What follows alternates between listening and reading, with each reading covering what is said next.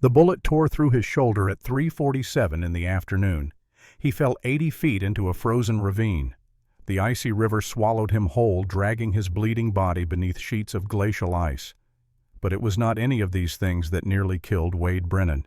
It was a promise to a woman he bought for $10 in gold dust, a woman whose scarred face hid a secret powerful enough to destroy an empire built on millions of dollars and decades of lies. This is their story. The bullet entered his right shoulder at 3:47 in the afternoon. But it was not the bullet that nearly killed Wade Brennan. It was not the 80-foot fall into the frozen ravine below. It was not even the icy river that swallowed him whole, dragging his bleeding body beneath sheets of glacial ice. What nearly killed him was a promise to a woman he bought at auction for gold dust at a filthy saloon in Colorado. A woman nobody wanted. A woman whose face looked like something from a nightmare, twisted and scarred by flames that had consumed more than just her skin. But in the pocket of her worn dress was a secret powerful enough to destroy an entire empire built on millions of dollars and decades of lies. This is the story that Boston tried to bury. The story of a poor man who chose honor when he could have chosen gold, and a woman whose face was burned beyond recognition, but whose heart proved braver than any soldier who ever set foot on a battlefield. The year was 1874. The Colorado Territory was a place where a man could lose his life over a stolen horse, and a woman without protection was worth less than the dirt on a boot heel. But sometimes, in the most unlikely places, redemption finds a way. 6 months before that bullet, before the fall, before the reckoning that would shake the pillars of Boston high society, there was an auction, not of horses or cattle or mining claims, an auction of human souls. This is where it began. October 14, 1874. Oak Haven was not a place to look for mercy or compassion. It was a mining town carved into the eastern slopes of the San Juan Mountains, where morality had long ago been traded for silver nuggets pulled from the cold earth. The town survived on whiskey violence and the desperate hopes of men who believed the next swing of a pickaxe would change their fortunes. It never did. The saloon stood at the center of town like a rotten tooth in a diseased mouth. Inside, the air was thick with tobacco smoke, stale beer, and the acrid smell of unwashed bodies packed too close together. Dust motes danced in the shafts of afternoon light that cut through the gloom like blades. At the far end of the bar, a woman stood on a wooden crate. She kept her head down, a ragged gray shawl pulled tight around her face, hiding what lay beneath. Only her right eye was visible, darting nervously across the crowd of leering faces. Her hands, small and pale, clutched the edges of the shawl like a drowning person clinging to driftwood. The auctioneer, a greasy man named Tucker Finch, slammed a wooden gavel against the bar top. The sound cracked through the room like a gunshot. "Come on now, gents," Tucker hollered, his voice hoarse from years of cigars and cheap whiskey. "She got strong teeth and she can scrub a floor. Do I hear $5? Silence. $2. Laughter rippled through the crowd like a disease. A drunk miner in the front row, his beard stained with tobacco juice, spat on the floor near the woman's feet. "I would not pay a nickel for a face that would sour my milk," he said. More laughter. Cruel, empty laughter that echoed off the wooden walls. The woman on the crate closed her eyes. She had a name once. Catherine Ashford, daughter of shipping magnates, heiress to a fortune that could buy this entire town 10 times over. But that name died 3 years ago in Boston, consumed by the same flames that destroyed the left side of her face. Now she was Emma Hartwell, a nobody, a ghost, a gargoyle. "Please," she prayed silently, "let the floor open and swallow me whole. Let this end." But what she did not know, what none of them knew, was that the man about to walk through those swinging doors had not come out of mercy. He had not come to save her. He had come because of something far darker. 1,800 miles away, in a mahogany-paneled office overlooking Boston Harbor, a man sat behind an imported desk. Harrison Ashford, formerly known as Cornelius Whitney, before he erased that name and the bastard origins that came with it. He sipped French cognac and studied a calendar on his desk. 7 months. In 7 months his niece Catherine would turn 25 years old, and according to the ironclad terms of her father's will, the entire Whitney shipping fortune, all $4.2 million, would legally transfer to her control, unless she was dead, or unless she was declared mentally incompetent, or unless she simply disappeared and was never found. Harrison smiled. He had already tried the first option. The acid had been meant to kill her, not just disfigure her, but the foolish girl had survived and run. For 3 years she had hidden like a rat in the walls of America. But rats always leave droppings, always leave trails, and Harrison had hired the best hunter money could buy. Back in Oak Haven, the saloon doors groaned open. A gust of cold wind swept through the room, carrying with it the smell of pine resin, old leather, and gunpowder. The temperature seemed to drop 10 degrees. Conversations died mid-sentence. Even the drunk miner pulled his legs back from the aisle. The man who entered was a giant, 6 feet 4 inches of muscle and bone, wrapped in a buffalo hide coat that still had bloodstains on the sleeves. His shoulders were broad enough to carry a felled pine tree. His beard was a thicket of black streaked with iron gray, and his eyes were the color of cold steel, the kind that had seen things most men only have nightmares about. Wade Brennan, the mountain man, the recluse from the high peaks. A man rumored to hunt with wolves and kill with his bare hands when the mood struck him. He came down from his cabin above the timberline only twice a year for supplies, and when he did, the smart people got out of his way. The crowd parted like water before the prow of a ship. Wade walked to the bar. Each step was heavy, purposeful. The floor creaked beneath his weight. The smell that followed him was the smell of the wild, untamed places where civilization held no sway. He did not look at the crowd. He looked at Tucker Finch, then shifted his gaze to the woman on the crate. He did not look at her with pity. He did not look at her with lust. He looked at her the way a hunter examines tracks in the snow, assessing, calculating, determining if what he found was worth the effort. "I need a woman to keep the cabin," Wade said. His voice was a low rumble that seemed to vibrate through the floorboards. "Winter is coming." Tucker laughed nervously, though the sound died quickly when Wade's eyes fixed on him. "She is yours for $10 caid, though I warn you she spooks easily." Wade did not haggle. He did not negotiate.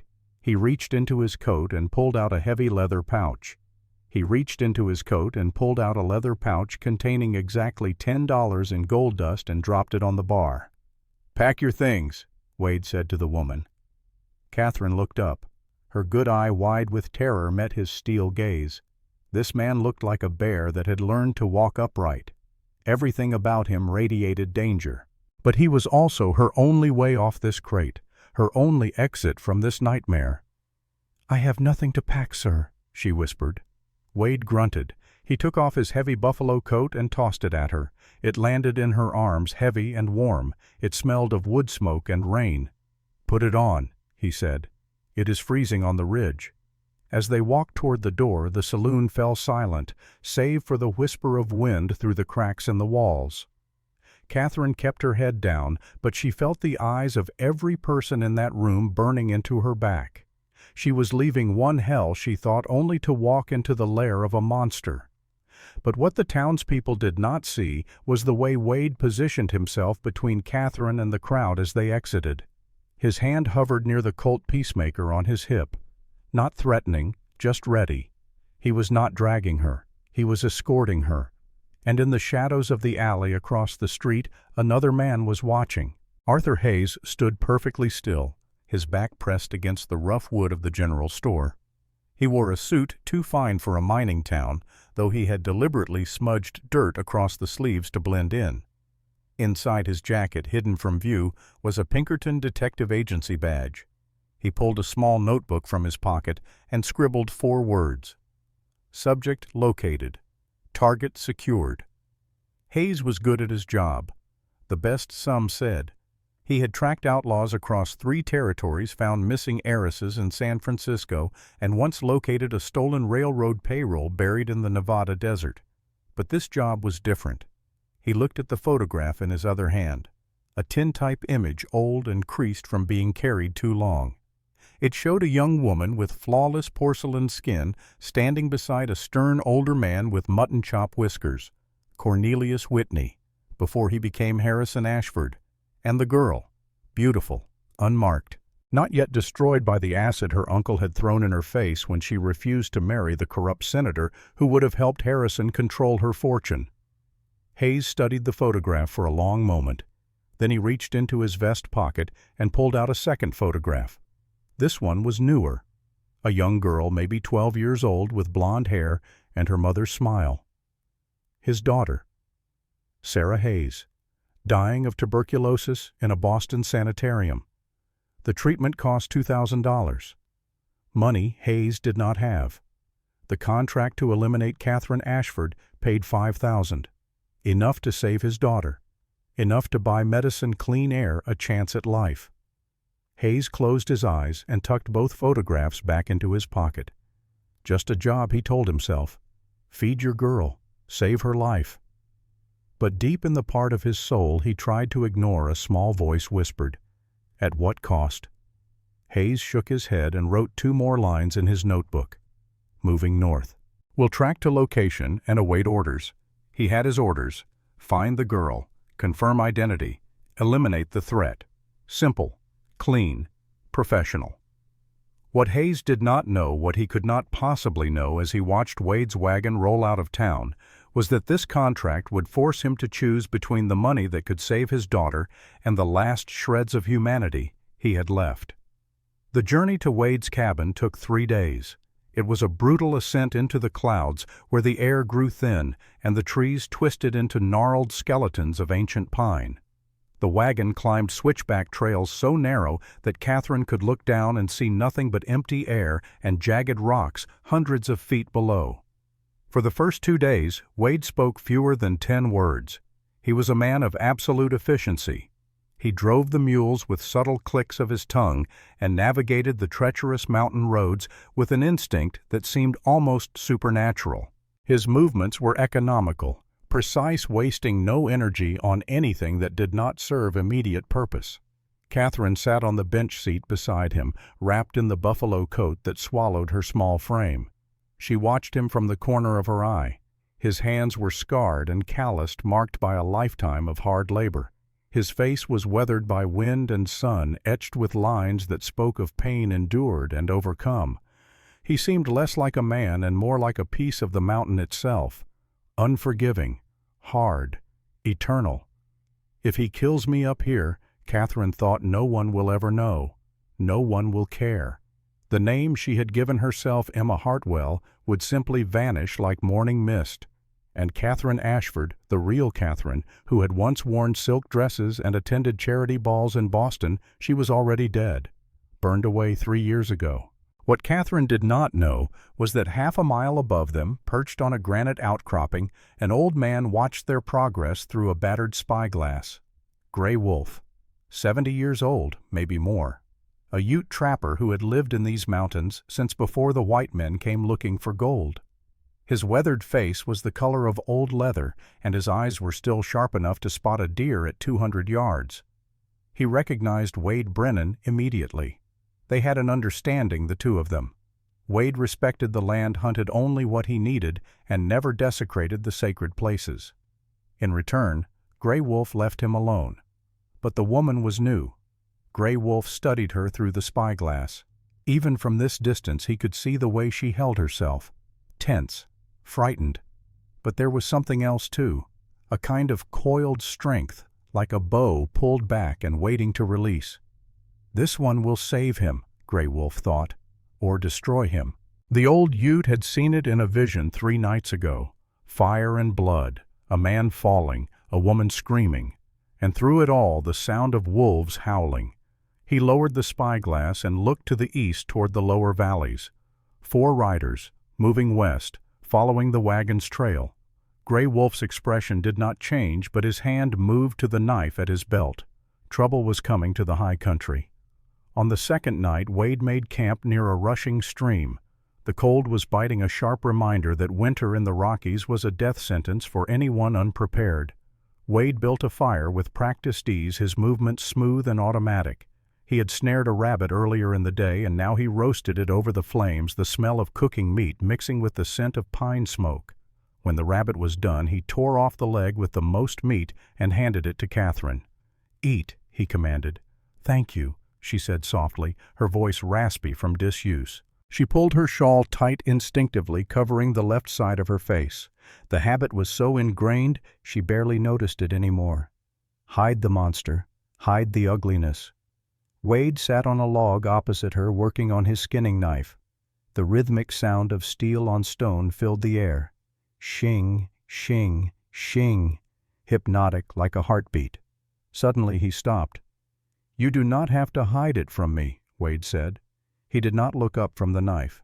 Catherine froze her hand halfway to her face. "Hide what?"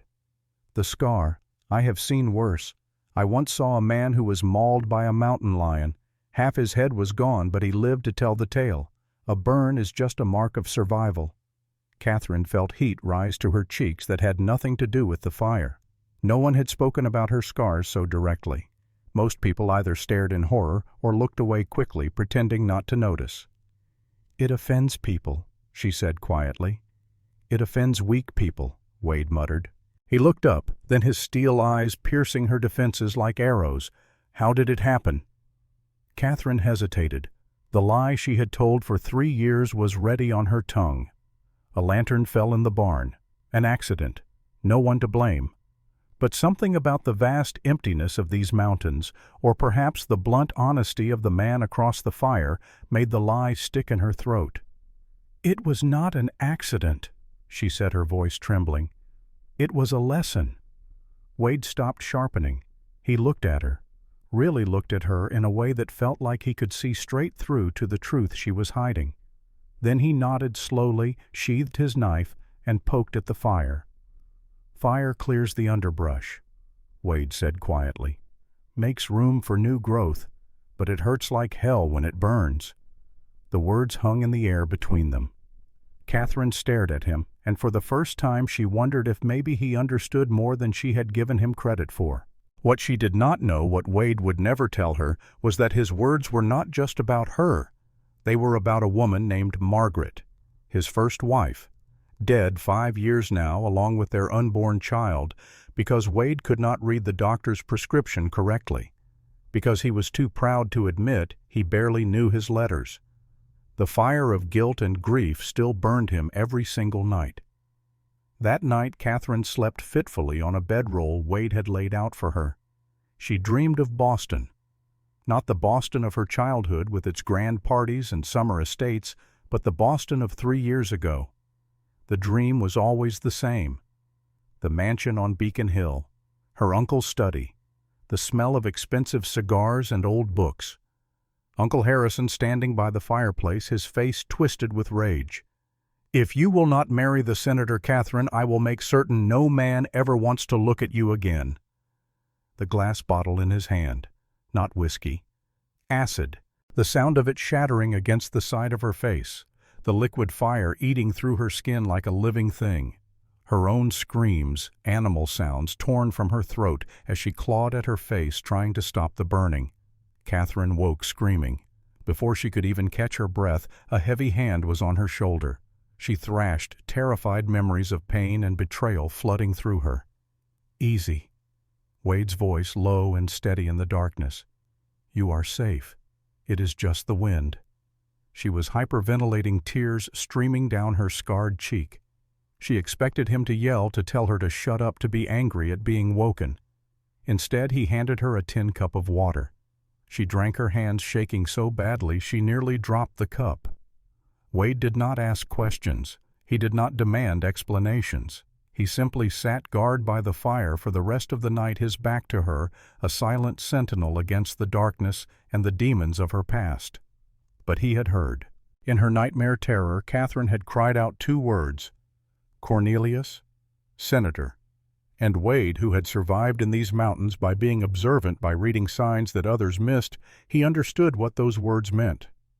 This was not a poor orphan girl fleeing poverty. This was someone from Boston high society, someone running from wealth and power. And the burn on her face was not an accident. It was punishment. Wade said nothing. He would wait. Wait for her to trust him enough to tell the truth. But time, as it turned out, was something neither of them had much of. The cabin appeared on the afternoon of the third day.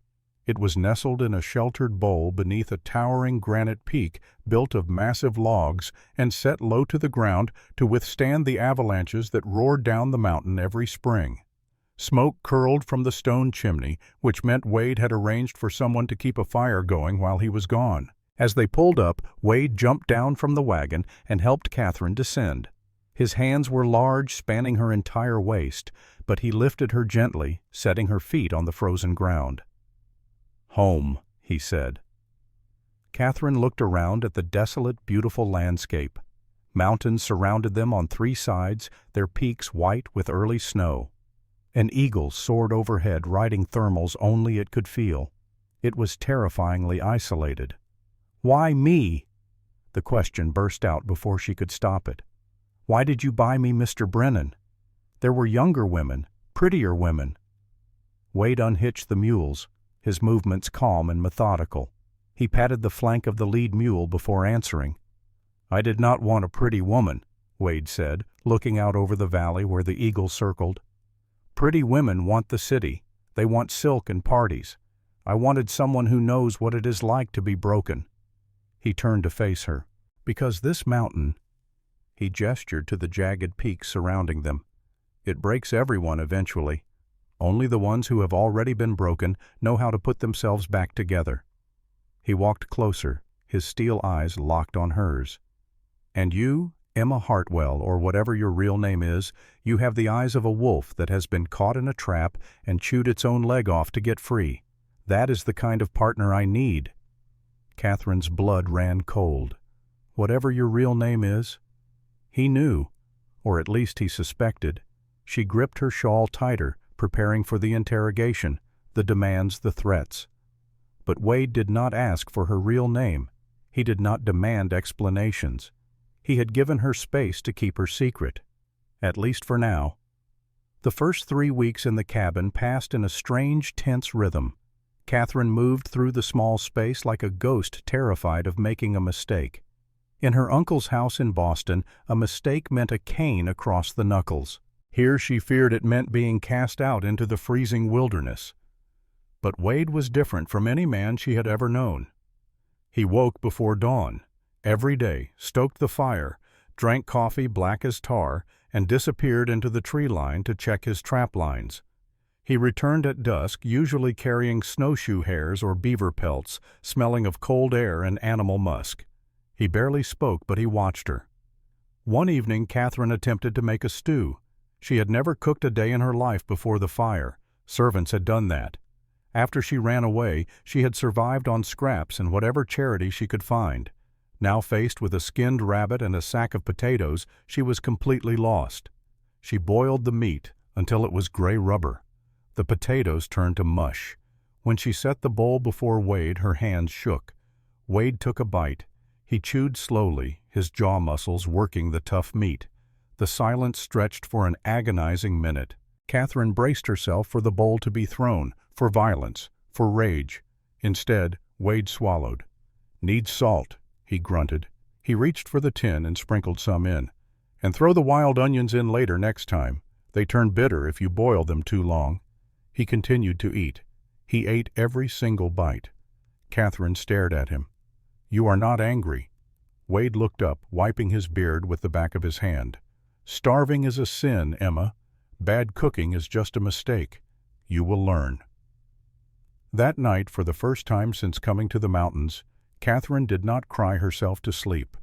For the first time in 3 years, she felt something that resembled hope.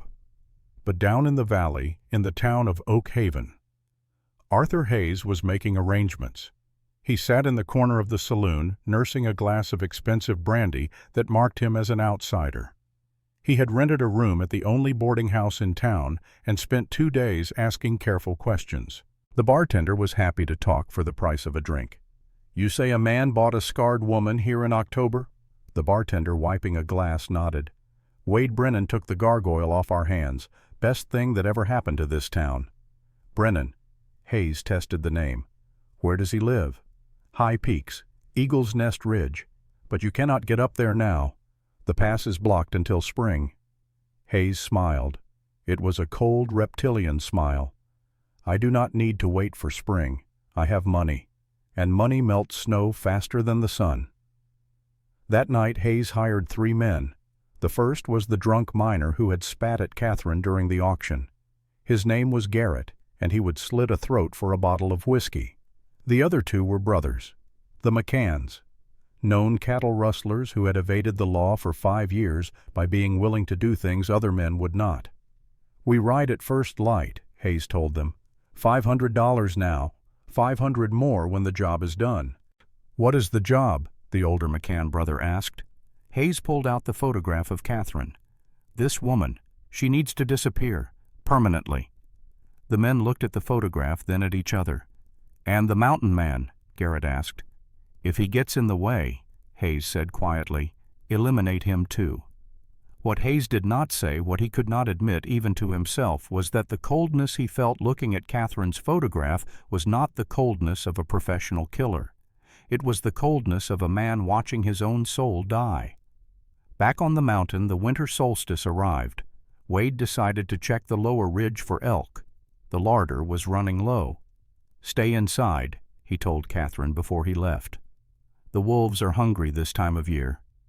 "Come back safe," she said. Without thinking, she reached out and straightened his collar. Wade froze. The intimacy of the gesture was startling. No one had touched him like that with casual affection since Margaret died. He looked down at her, his eyes searching her face. Slowly, deliberately, he traced the line of her jaw with his thumb, brushing over the jagged ridge of the scar. "I always come back," he promised. He rode the mule down the switchbacks, the air crisp and biting. He traveled 3 miles down to the tree line, following elk tracks in the fresh snow. But he found something else. Wade stopped the mule and slid to the ground. He knelt by a patch of disturbed snow and picked up a small pile of horse manure. He crumbled it in his gloved hand, still warm. His eyes scanned the tree line.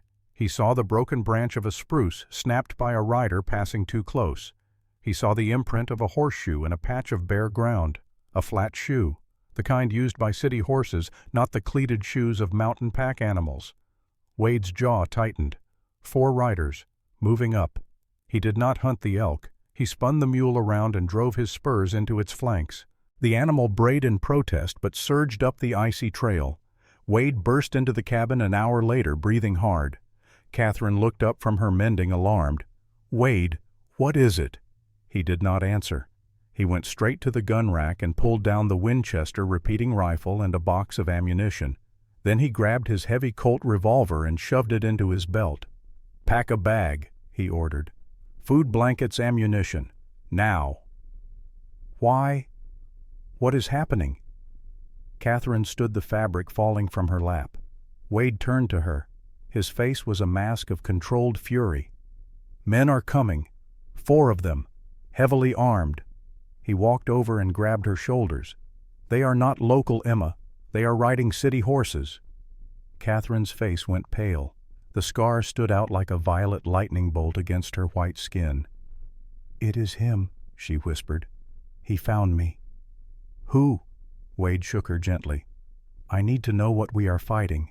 Sarah, no more lies. Who is coming up my mountain?" Catherine looked into his eyes and saw no judgment, only a fierce protective fire. "My uncle sent them," she said, her voice trembling but clear. "My name is not Emma. It is Catherine. Catherine Ashford. I am the heiress to the Whitney Shipping Company of Boston. And the man coming up this mountain, he is not here to take me back." She took a shaking breath. "He is here to kill me." Wade stared at her. The puzzle pieces clicked into place. The education, the fear, the medical knowledge, the burn. It was not just cruelty. It was greed. Cold, calculated greed. He released her shoulders and racked the lever of the Winchester. Clack, clack. "Well, Miss Ashford," Wade said, his voice dropping to a deadly growl. "They might have bought the law in Boston, but up here the only law is gravity, and they have a long way to fall." Wade kicked the heavy table over, creating a barricade in front of the door. "Can you shoot?" he asked.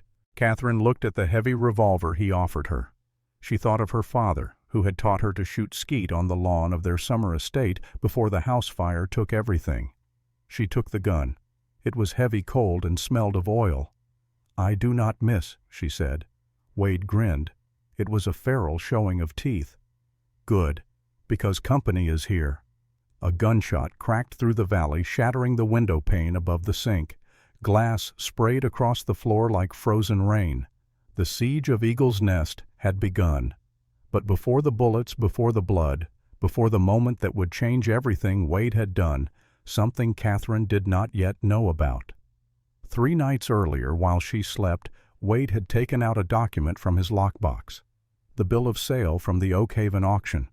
He had carefully cleaned it and written over it in his best handwriting the letters painstakingly formed. Marriage certificate, October 14, 1874. Wade Brennan and Emma Hartwell. By territorial law, if 2 people jumped the broom and shared a hearth, they were legally married. It was not romantic. It was not official in the eyes of any church, but it was protection. "If anything happens to me," Wade had whispered to the sleeping Catherine, "you will have legal standing. You will not be just a woman alone. You will be a widow, with rights." He had tucked the document back into the lockbox and returned to his own bedroll. Now, as bullets chewed through the pine logs of his cabin, Wade wondered if that piece of paper would be worth anything at all. Outside, Arthur Hayes stood behind a thick pine tree, his expensive suit already torn and dirty. The 3 men he had hired were spread out in a loose perimeter around the cabin, firing sporadically to keep the occupants pinned down. Hayes cupped his hands around his mouth. "Mr. Brennan, there is no need for this uncivilized behavior. Send the girl out. She has stolen property that belongs to her family. Surrender her, and you keep your gold, your furs, and your life." From inside the cabin, Wade's voice boomed back. "I do not barter with flesh, Hayes, and I do not deal with men who hide behind trees. Step out here and talk like a man." Hayes smiled grimly. "Have it your way." The gunfire intensified. Wade moved like a predator, smooth and efficient. He positioned himself behind the overturned table and fired through a gap in the logs. His bullet found the woodpile where one of the McCann brothers was hiding. A scream echoed across the snow. "They are flanking," Wade hissed to Catherine, "trying to get to the back door through the woodshed." He grabbed a box of shells and slid it across the floor to her.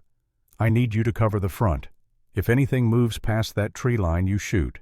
Do not aim. Just point and squeeze. Make them think we have an army in here." "Where are you going?"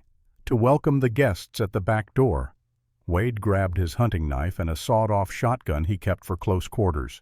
He crawled low, disappearing into the shadows of the pantry. Catherine was alone in the main room. The front window was a jagged mouth of broken glass. She saw a shadow detach itself from the pines. It was Garrett, the drunk miner emboldened by whiskey and the promise of gold. He was running toward the porch, a torch in his hand. Fire. They were going to burn them out. Catherine raised the heavy Colt. It wavered in her grip. The man was 30 yards away. "Do not aim. Just point." She pulled the hammer back. The click sounded deafening in her ears. She squeezed the trigger. The gun bucked violently, bruising her wrist. The bullet missed Garrett by 3 feet, kicking up a spray of snow to his left. But it did its job. Garrett dove face first into the snow, dropping the torch. "She is shooting," he yelled, crawling backward. "The woman is shooting back." Meanwhile, at the rear of the cabin, the heavy latch of the woodshed door began to lift. A knife blade slid through the crack, working the bar. Wade stood in the darkness of the pantry, his breathing slow and controlled, waiting. The door creaked open. Cold air swirled in. The younger McCann brother stepped inside, a grin on his face, a Bowie knife in his hand. His eyes were adjusting to the gloom when Wade moved. He stepped from the shadows, grabbed McCann by the collar, and slammed him face first into the pantry shelves. Jars of preserved peaches shattered, slicking the floor with syrup and glass. McCann grunted, slashing wildly with his knife. The blade caught Wade's forearm, slicing through the heavy wool of his shirt and drawing blood. Wade did not flinch. He drove a knee into McCann's stomach, doubling him over, and brought the butt of the shotgun down on the back of his head. McCann crumpled like a puppet with cut strings, but the older brother was right behind him. He leveled a revolver at Wade. Bang! The shot went wild, burying itself in the ceiling as Wade kicked the door shut on the man's arm. Bone crunched. The brother screamed. Wade fired the shotgun through the wood of the door. The screaming stopped. Wade stood panting in the pantry, blood dripping from his arm. The smell of peaches and cordite was thick in the air. 2 down. But then he smelled something else. Smoke. Not from gunpowder. Wood smoke. "Wade!" Catherine's voice shrieked from the main room. "The roof! They threw the torch on the roof!" Wade ran back into the main room. Orange light was already flickering through the gaps in the ceiling boards. The dry pine needles and moss used for insulation were catching like tinder. The cabin was not just burning, it was becoming an oven. "We have to move!" Wade shouted. He grabbed his buffalo coat and threw it over Catherine, extinguishing a spark that had landed on her dress. "Go where?" Catherine coughed as smoke thickened rapidly. "The mine shaft, 50 yards east behind that boulder. It connects to the lower creek bed. It is our only chance." He grabbed a heavy sack of ammunition and the Winchester. "I will draw their fire," Wade said, gripping her shoulders hard. "You run for the boulder. Do not look back. Do not stop. If I fall, you keep running. Do you hear me, Catherine?" He used her real name. It was an acknowledgment of who she truly was, not just his cook. A woman of worth, a woman with a life to save. "I will not leave you," she cried, tears streaming down her soot-stained face. "You are not leaving me." Wade lied. "You are scouting the path. Go." Wade kicked the front door open and unleashed a roar that shook snow from the trees. He stepped onto the porch, the Winchester blazing, firing rapidly at the tree line where Hayes and Garrett were hiding. "Run!" Catherine bolted. She dove off the side of the porch, scrambling into the deep snow. Her skirts tangled around her legs, but she clawed forward, fighting toward the massive granite boulder that marked the mine entrance. Behind her, the cabin was a torch against the darkening sky. Bullets zipped past her head, buzzing like angry hornets. She heard Wade shouting, the boom of his rifle answering the cracks of the attackers' pistols. She reached the boulder and looked back. Wade was not running. He was standing behind the water trough, pinned down by heavy fire from 2 directions. Hayes had anticipated the move. He had men positioned in the trees on the east side, too. Wade was trapped. The heat from the burning cabin was intense enough to melt the snow on the porch, creating slick mud and ash. Wade changed the magazine on his Winchester, his hands slick with blood from the cut on his arm. He glanced toward the boulder. He saw Catherine's pale face peeking out. She had not gone into the mine. She was waiting for him. Stubborn woman, he thought, though fierce pride swelled in his chest. He had to move. If he stayed here, he would burn or be shot. If he ran, he was an open target. He saw Hayes emerge from the tree line, walking with confidence. A long-barreled Schofield revolver gleamed in his hand. Hayes was smiling. The firelight danced in his eyes, making him look like a devil in a bespoke suit. "It is over, Brennan," Hayes shouted. "The roof is coming down. Give it up." Wade stood. He did not raise his hands. He raised the rifle. But before he could pull the trigger, a shot rang out from the side. A sniper Hayes had positioned on the ridge above. The bullet struck Wade in the right shoulder, spinning him around. The rifle flew from his numb fingers. He stumbled, falling hard against the burning logs of the cabin wall. The pain was blinding, a white-hot poker driven through his joint. "No!" Catherine screamed. She abandoned the safety of the boulder. She ran back toward the fire, toward him. "Sarah, do not!" Wade groaned, sliding down the wall. He reached for the Colt in his belt with his left hand, but his vision was swimming. The world tilted. Catherine reached him, grabbing his good arm, trying to haul him up. "Get up, Wade. Please get up." "Run," he rasped. "Is this not touching?" Hayes's voice dripping with sarcasm. He was standing 10 feet away, the gun leveled at Wade's head. Garrett emerged from the smoke on one side, the sniper from the ridge on the other. They were surrounded. Catherine spun around, shielding Wade with her body. She raised the heavy revolver she still held, aiming it at Hayes's chest with both hands. "Back off!" she screamed. "I will kill you!" Hayes did not flinch. Catherine put the gun down. "You know you do not have the stomach for cold-blooded murder." He stepped closer. "Accidental fires in barns are one thing. This is another." He looked at Wade, who was struggling to stay conscious. "You put up a good fight, mountain man, but you were punching above your weight class." Hayes cocked the hammer. "No!" Catherine lunged. She was not fast enough to shoot Hayes, but she was fast enough to knock his aim off target. The gun went off. The bullet did not hit Wade's head. It caught him in the side just above the hip. The impact lifted Wade off his feet, throwing him backward over the edge of the porch railing. Below the porch was a steep, icy ravine that led down to the frozen river. Catherine watched in horror as Wade tumbled backward. He hit the snow, rolled his body limp, crashing through brush and rocks. Down, down, down. A splash echoed up from the gorge, followed by terrible silence. "Wade!" Her scream tore her throat raw. She tried to jump after him, but rough hands grabbed her. Garrett had her arms, pinning them behind her back. "He is dead, darling," Hayes said, holstering his gun and dusting ash off his lapel. "The river runs under the ice down there.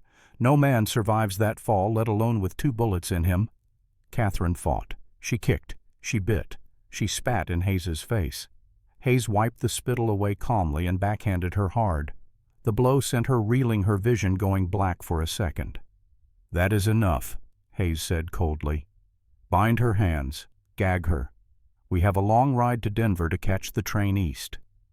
As they dragged her away from the burning cabin, Catherine looked back one last time at the dark ravine. The snow was already covering the tracks. The fire roared, consuming the only home where she had felt safe. "He is not dead," she told herself, a mantra against despair. "He is the mountain. You cannot kill the mountain." But even as she thought it, tears froze on her cheeks. And in the darkness below at the bottom of the ravine, Wade Brennan lay motionless on a sandbar, half submerged in freezing slush. The pain was absolute. It was a living thing eating his consciousness. His shoulder was shattered, his side burned. The cold water was already sucking the heat from his core. He tried to move. Blackness swarmed the edges of his vision. He lay there, staring up at the distant orange glow of his burning home high above. It would be easy to let go, to sleep. The pain would stop. The cold would turn warm as it always did before the end. But then he heard a sound. Not the wind, not the water. Footsteps. Soft padded footsteps in the snow. Wade forced his heavy eyelids open. A pair of yellow eyes reflected the moonlight. Then another pair. Then a third. The wolf pack. The timber wolves of the San Juans. They had smelled the blood. They knew weakness when they saw it. The alpha male, a massive beast with a scarred ear, stepped onto the sandbar. He lowered his head, sniffing the air. He growled a low vibration that Wade felt in his chest. Wade could not reach his knife. It was gone, lost in the fall. He had nothing. "Come on, then." Wade wheezed, blood bubbling on his lips. "Finish it." The wolf stepped closer. It sniffed Wade's hand, the hand that smelled of gunpowder and pine, and the woman he had sworn to protect. The wolf did not bite. It licked the blood from Wade's frozen fingers. Then it threw its head back and howled, a long, mournful sound that echoed up the canyon walls, a signal to the wild. Wade closed his eyes. But somewhere deep in the part of him that refused to die, the part that had survived Margaret's death and 5 years of guilt, a coal of anger began to burn. The image of Catherine's terrified face dragged away by men in suits, the promise he had made. "I always come back." Wade drove his fingers into the frozen mud. He dragged himself forward. 1 inch, then another. He was not a man anymore. He was something else. He was the reckoning. At the bottom of the ravine, the world was cold and wet and utterly silent. Wade had not fallen into the main current of the river. By some cruel mercy, he had crashed through a shelf of ice and landed on a narrow sandbar partially submerged in freezing slush that crept up to his waist. The pain was beyond description. It was not just physical agony, though, that was immense. His right shoulder was shattered, the bone ground to fragments by the bullet. His side burned where the second shot had torn through muscle and possibly nicked a rib. The cold water was a vampire sucking the warmth from his body with every passing second. He tried to move his right arm. Nothing. Just a dead weight hanging from his torso, sending lightning bolts of agony through his nervous system whenever he shifted. His left hand still worked barely. He could feel his fingers, though they were already going numb. He stared up at the distant orange glow of his burning cabin high above on the ridge. Sparks rose into the night sky like dying stars. Everything he owned was burning. The furs he had trapped, the gold he had saved, the books Margaret had loved, the hand-carved cradle he had made for the child who never drew breath, all of it turning to ash. And Catherine, the woman whose real name he had learned only minutes before bullets started flying, the woman who had saved his life when the icicle fell, the woman who had looked at him not with pity but with something that might have been the beginning of love. Gone, taken by men who would kill her to protect a fortune built on lies. Wade closed his eyes. His body was shutting down. He could feel it. The hypothermia creeping and whispering promises of sleep, of peace, of an end to the pain. It would be so easy. Just let go, drift away, join Margaret and the baby in whatever darkness waited beyond. But then he heard it. The sound that pulled him back from the edge. Footsteps in the snow, multiple sets, circling. The wolves had found him. Wade forced his eyes open. Yellow eyes gleamed in the moonlight. 6 of them, no 8. The pack had gathered, drawn by the smell of blood and weakness. The alpha stepped forward, a massive timber wolf with a scarred left ear and a coat of silver gray. Wade had seen this wolf before 2 winters ago when it had tried to take down one of his mules. Wade had fired a warning shot and the wolf had retreated. But there would be no warning shots tonight. The wolf approached slowly, head low, testing. It sniffed the air, smelled the gunpowder, the blood, the dying human. Wade tried to reach for his knife, but it was gone, lost somewhere in the fall. His gun was gone too. He had nothing but his left hand, which was already too numb to make a proper fist. "Come on, then," Wade rasped. Blood bubbled on his lips. "Finish it." The alpha wolf stepped onto the sandbar. Its paws made no sound on the frozen sand. It lowered its massive head toward Wade's face. Wade did not close his eyes. If he was going to die, he would die looking his killer in the eye. The wolf's hot breath misted in the cold air. Its teeth were inches from Wade's throat. Then it did something Wade did not expect. It licked his hand. The rough tongue scraped across Wade's frozen knuckles, tasting the blood, the gunpowder, the scent of the woman who had touched him hours before when she straightened his collar. The wolf raised its head and looked directly into Wade's eyes. For a long moment, predator and prey stared at each other. Then the wolf threw its head back and howled. It was not a hunting call. It was something else, a song of recognition, of respect for another creature that refused to surrender even when death had already won. The other wolves joined in, their voices rising in a chorus that echoed off the canyon walls and up into the stars. And somewhere in Wade's dying brain something sparked. Not yet a voice whispered, "Not like this. You made a promise. I always come back." Wade drove the fingers of his left hand into the frozen mud of the sandbar. He found purchase. He pulled. His body moved 1 inch forward. The pain was transcendent. It wiped everything else away. But he pulled again. Another inch. The wolves watched but did not attack. The alpha sat on its haunches, head tilted, as if curious to see what this strange 2-legged creature would do. Wade pulled again, and again. He was not crawling to safety. There was no safety. He was simply refusing to die lying down. The image that drove him was Catherine's face. The way she had looked at him when he traced the line of her scar. The way she had run back toward the fire instead of saving herself. She had chosen him over her own life. He would not dishonor that choice by giving up. Wade crawled 2 feet, then 3. The wolves followed a silent honor guard. By the time dawn broke over the eastern peaks, Wade had dragged himself 20 yards downstream to where the sandbar widened.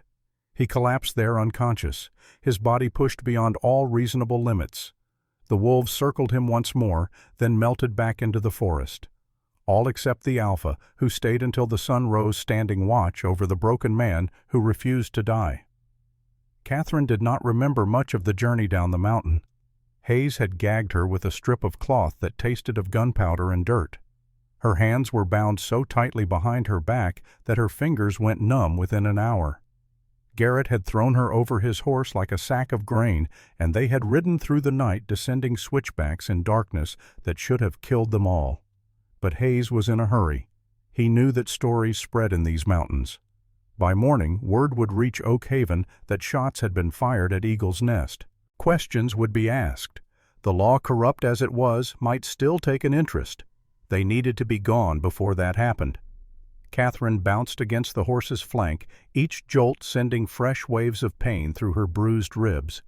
The gag prevented her from screaming, from begging, from doing anything but endure. She kept her eyes fixed on the trail behind them, praying to see a figure emerge from the darkness. A giant on a mule, wounded but alive, coming to save her. But the trail remained empty. Wade was dead. She had seen him fall, had heard the splash as the river swallowed him. No one could survive that. The thought was a knife twisting in her chest. For 3 weeks she had felt something she thought was lost forever. Safety. Kindness. The possibility that maybe, just maybe, she deserved to be treated like a human being instead of a monster or a commodity. And now it was gone. They reached Oak Haven at dawn. Hayes did not stop at the saloon. He rode straight through town to a private stable behind the boarding house where a covered wagon was waiting. "Get her inside," Hayes ordered. "No windows. No one sees her until we are on the train." Garrett shoved Catherine into the back of the wagon. The space was barely large enough to sit up in, with thick canvas walls that blocked out the light. A bucket in the corner served as a latrine. A blanket on the floor was the only concession to comfort. 3 days to Denver," Garrett said through the canvas. "Then you are Mr. Ashford's problem." The wagon lurched forward. Catherine lay on her side, still bound and gagged, and wept. But even through her despair, something else was growing. Something cold and hard that had nothing to do with grief. Rage. Her uncle had taken everything from her. Her parents, her face, her inheritance, her freedom. And now he had taken the one man who had looked at her scars and seen beauty instead of ugliness. If she survived this, if she somehow escaped what waited for her in Boston, she swore she would make Harrison Ashford pay. Not with acid or fire, with something worse. The truth. The wagon rolled on through Colorado, heading east toward the railhead. Inside, Catherine worked at her bonds with the determination of someone who had nothing left to lose. 3 days later, Arthur Hayes stood on the platform of the Denver train station, watching as Catherine, now dressed in a plain gray dress and heavy veil, was escorted into a private car. The train would take 4 days to reach Boston. 4 days for Hayes to deliver his cargo and collect the second half of his payment. $5,000 total, enough to save his daughter's life. He should have felt satisfaction, relief. The job was nearly done. Instead, he felt sick. The photograph in his vest pocket seemed to burn against his chest. Not the one of Catherine, the other one. His daughter Sarah, smiling at the camera despite her illness. What would she think of him if she knew how he had earned the money to save her? Would she want to live, knowing her life had been purchased with another woman's death? Hayes lit a cigar and tried to push the thoughts away. He had made his choice. There was no going back now. But as the train pulled out of the station, belching black smoke into the Colorado sky, Hayes made a decision that surprised even himself. He would see this through. He would deliver Catherine to Boston and collect his money.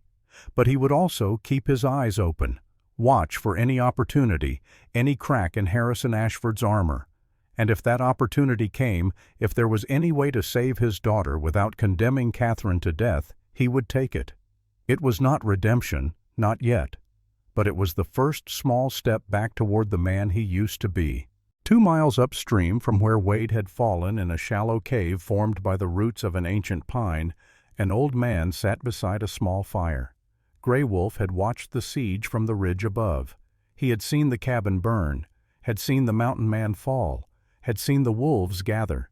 For 3 days he had tracked the wolves, following their path down the canyon, wondering if they had fed on Wade Brennan's corpse or if something else had happened.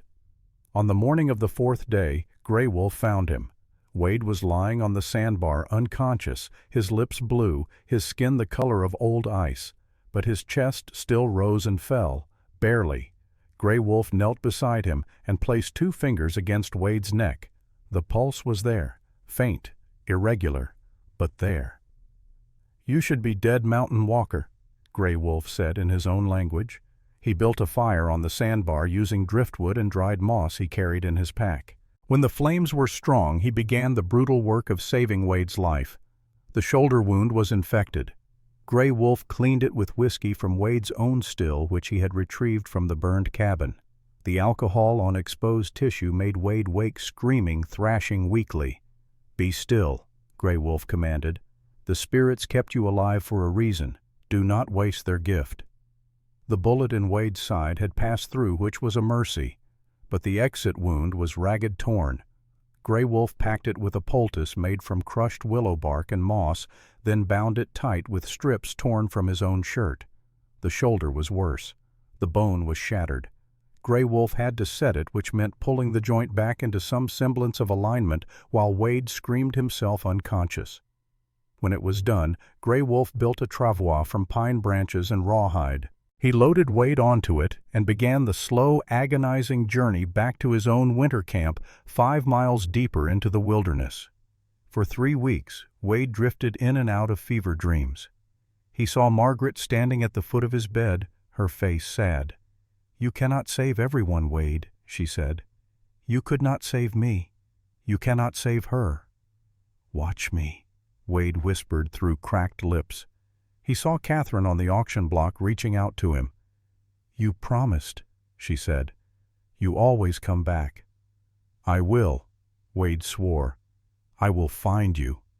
He saw the wolves circling in the darkness, their eyes reflecting firelight. "The pack does not abandon its own," the Alpha seemed to say. On the 21st day, Wade woke with a clear mind. He was lying on a bed of furs in a small log shelter. A fire crackled in a stone hearth. The smell of cooking meat filled the air. Gray Wolf sat by the fire stirring a pot of broth. "You live," the old Ute said without turning around. "I win my bet with the spirits." "How long?" Wade's voice was a croak. 3 weeks. Maybe more. Time moves different when you fight death." Wade tried to sit up. Pain exploded through his shoulder. He gasped and fell back. "Do not move," Gray Wolf commanded. "The bone is set but not healed. You move wrong, it breaks again."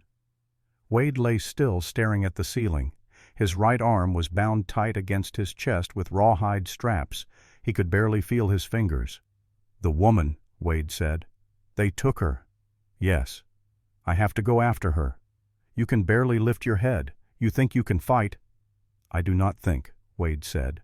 His steel eyes fixed on Gray Wolf with an intensity that made even the old Ute pause. "I know." Gray Wolf studied him for a long moment. Then he nodded slowly. "Then we begin tomorrow. You will learn to walk again, to fight with your left hand, to survive." "How long will it take?" "As long as it takes," Gray Wolf said. "The spirits kept you alive for a reason, Mountain Walker, but they will not do the work for you." Wade closed his eyes. 3 weeks already gone. Catherine was probably in Boston by now in her uncle's clutches, but he had made a promise. "I always come back, even if it took months, even if it took years. He would find her, and God help anyone who stood in his way." May 1875, Boston, Massachusetts. Catherine stood in front of a full-length mirror in the bedroom that had once been hers. The room looked the same as it had 3 years ago. The same rose wallpaper, the same 4-poster bed with imported linens, the same view of Boston Harbor through tall windows. But everything was different. She was different. A maid stood behind her applying thick theatrical powder to the left side of Catherine's face, layer after layer trying to hide the violet scars that mapped her suffering. It did not work. The texture of the ruined skin still showed through. No amount of powder could conceal the truth.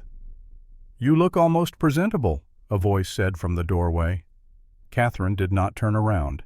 She knew that voice, had heard it in her nightmares for 3 years. Harrison Ashford stepped into the room. He was 45 years old, tall and lean with silver hair and the kind of face that people called distinguished. He wore an expensive suit from London and smelled of bay rum cologne. No one looking at him would guess he was a monster. "Senator Sterling is a forgiving man," Harrison continued, walking to stand behind Catherine. "He is willing to overlook your deformity for the sake of our family alliance." In the mirror, Catherine saw his reflection standing behind hers. The man who had thrown acid in her face, the man who had hunted her across a continent, the man who had killed Wade Brennan. She met his eyes in the glass. "I am pregnant," she said. Her voice was flat, dead. Harrison froze. The smile vanished from his face. "What did you say?" "I am carrying a child, Wade Brennan's child. If I marry the senator, he will be raising a mountain man's bastard." Harrison's face turned purple. He crossed the room in 2 strides and gripped her chin, his fingers digging into her flesh hard enough to bruise. "You will tell no one," he hissed. "We will send the child away to an orphanage the moment it is born, or perhaps it will be stillborn. These things happen." Catherine did not flinch. She had learned something in the mountains.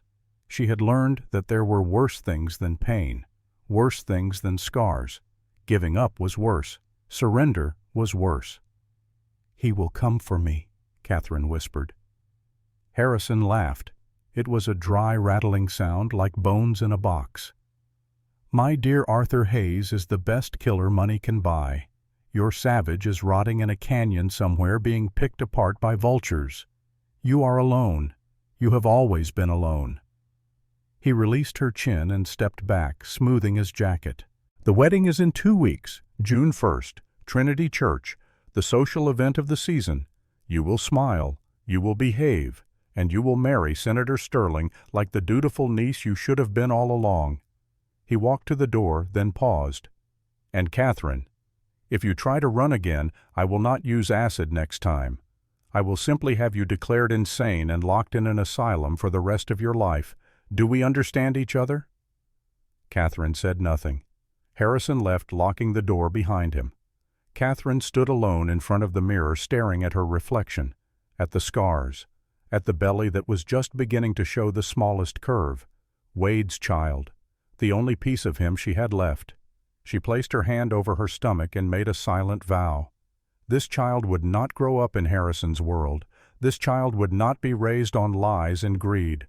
Somehow, some way she would escape, or she would die trying, but she would not let Harrison win.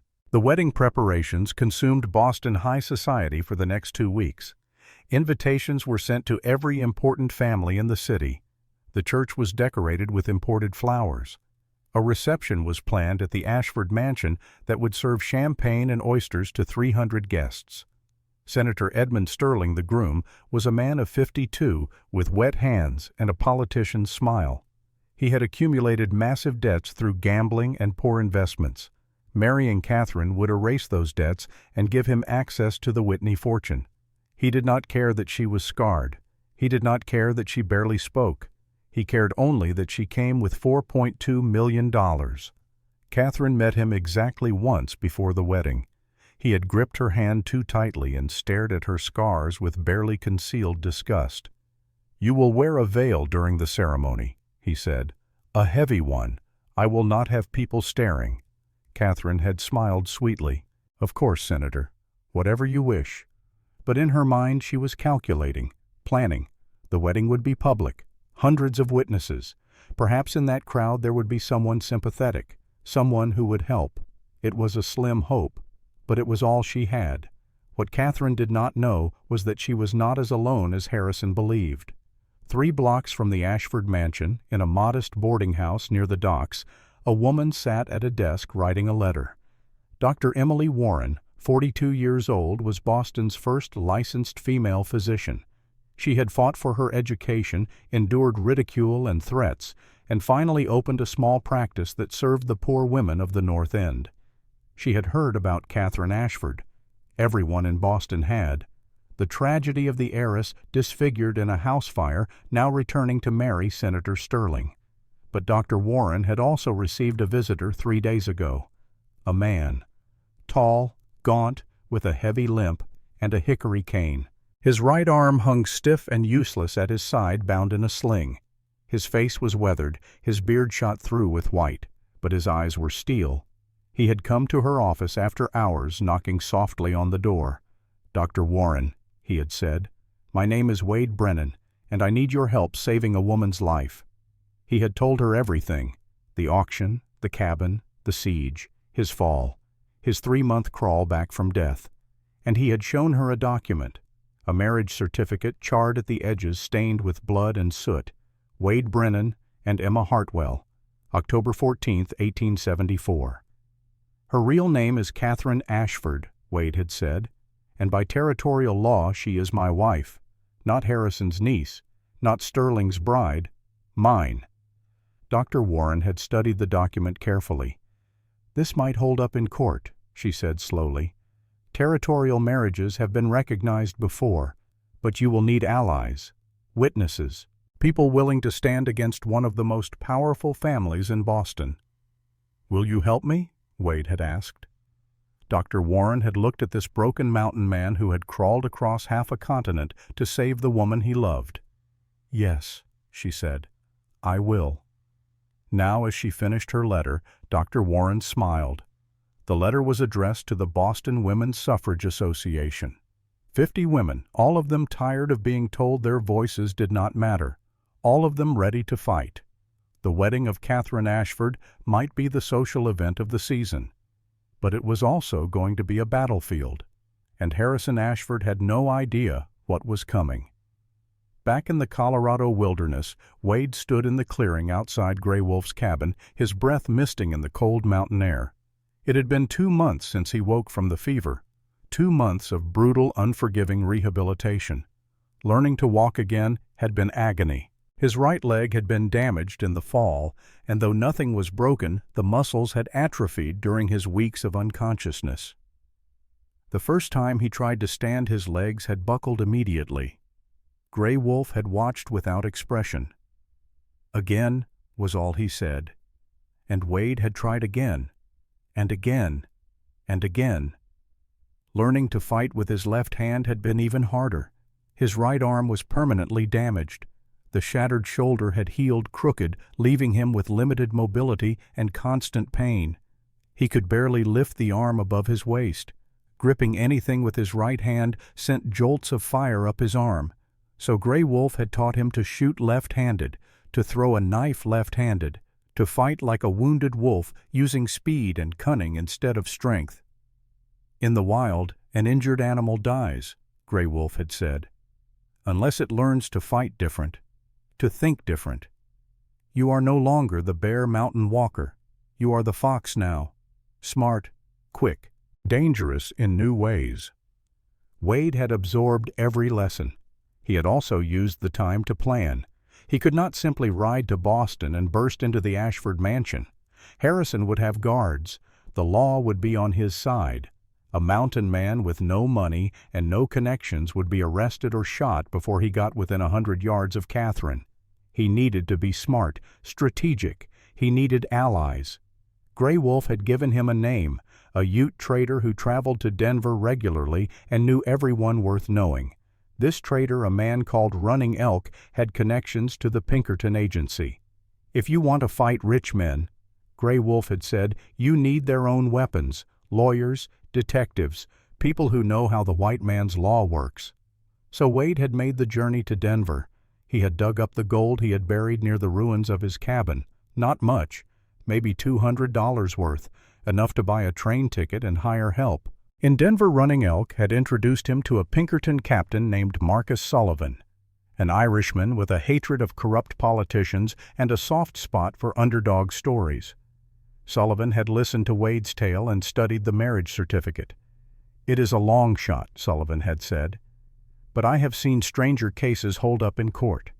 And if what you say about Harrison Ashford is true, there are a lot of people in Boston who would love to see him taken down."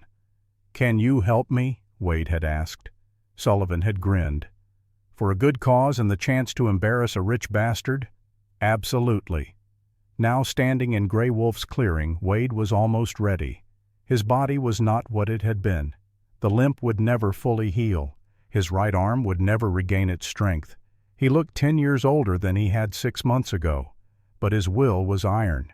He thought of Catherine every waking moment. Wondered if she was still alive. Wondered if she thought of him. Wondered if she knew he was coming. "Hold on," he thought, sending the message across 1,000 miles of mountains and plains. "Just hold on a little longer. I made you a promise, and I keep my promises." Gray Wolf emerged from the cabin carrying a bundle wrapped in oiled cloth. "You leave tomorrow," he said. It was not a question. "Yes. You may not survive this mountain walker. Rich men do not lose easily." "I survived worse," Wade said. Gray Wolf nodded. He held out the bundle. "Then take this.